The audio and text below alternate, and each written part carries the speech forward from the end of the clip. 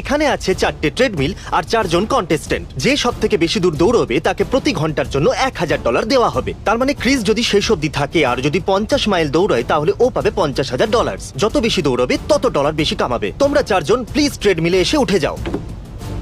এখন স্পিডটা 3 পয়েন্টে সেট করে নাও। মন দিয়ে শুনবে, যে সব থেকে শেষে রানিং, জগিং অথবা ওয়াকিং বন্ধ করবে সেই জিতে যাবে। আরে এটা কি করছো? করলেটা কি? আরে এইমাত্রই তো দিল এটা। আমরা রিসেন্টলি এই গেঞ্জিটা বানানো শুরু করেছিলাম আর চ্যান্ডেলার এখনই সেটা ছিঁড়ে আমি দিল। ওগুলোর জন্য খুব Nipples রোগা। এগুলো কি আটকানো আছে? Thank you.